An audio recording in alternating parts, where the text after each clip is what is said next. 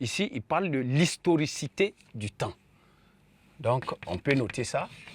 L'historicité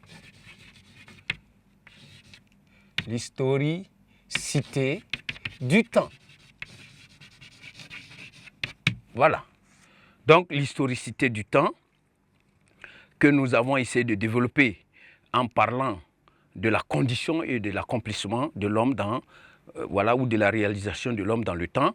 Il faut aussi noter que à ce niveau, on peut dire que le temps est l'élément de développement de l'histoire de l'homme. Voilà. Le temps est l'élément de développement de l'histoire de l'homme. L'homme se développe dans le temps. Voilà.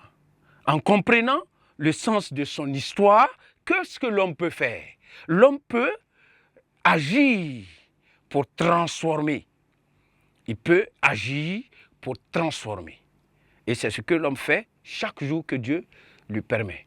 Donc l'homme agit, il transforme son milieu dans un temps bien précis. Donc le temps est la condition en même temps du progrès historique. Le temps est la condition du progrès. Aucun progrès ne peut se faire en dehors du temps. Donc, si nous prenons le temps des grandes découvertes, ce fut un temps donné, même l'esclavage, etc. Mais les grandes découvertes qui ont permis à l'homme de développer sérieusement la science dans les temps modernes. Et aujourd'hui, nous avons évolué encore, la technologie est venue, nous sommes en train d'avancer sérieusement avec les TIC, les technologies de l'information et de la communication, etc. Voilà, de grandes choses sont en train d'être faites avec l'évolution de la science que nous allons voir bientôt. Voilà. Il y a aussi la question de l'art. Puisque l'homme, en comprenant que le temps est la condition de sa réalisation, il va agir sur le temps à travers ses inventions, à travers ses recherches, à travers les connaissances qu'il acquiert pour transformer son milieu, voilà. Et en transformant son milieu-là, comme le dit Descartes, devient maître et possesseur de la nature. Nous allons aussi voir qu'il y a une autre possibilité pour l'homme d'agir sur le temps. Il y a la question de l'art. L'art permet de contrer le temps. L'art, quand nous allons voir l'art, nous en reviendrons. Ici, il faut comprendre que l'art a tenu l'emprise du temps sur l'homme. L'art a tenu l'emprise du temps sur l'homme. À travers ce que l'artiste, l'activité artistique, l'artiste va essayer, voilà, d'assurer une certaine éternité à son existence. Même après sa mort physique, ses œuvres d'art vont continuer de parler en sa faveur, de le représenter encore parmi les vivants. Parce que les vivants, voyant ses œuvres, nous prenons l'exemple de Norbert Zongo qui nous a quittés, avec son œuvre Rukbenga, avec son œuvre Le Parachutage. Lorsque nous lisons, nous nous souvenons de lui, nous nous rappelons de l'auteur.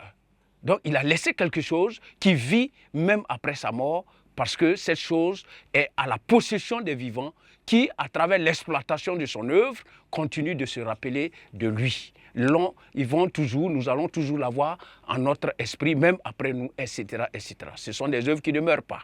Donc ici, on peut dire que l'art assure une certaine éternité à l'artiste et permet à celui-ci de résister au temps. Et c'est ce qui emmène André Malraux, le philosophe André Malraux. Voilà, André Malraux, il est né en 1901 et est décédé en 1977. Et qu'est-ce qu'il dit? Il dit que l'art est un antidestin. L'art est un antidestin. Voilà. L'art est un antidestin. Donc, l'art nous permet de contrer, voilà, André Malraux. L'art nous permet de contrer le temps.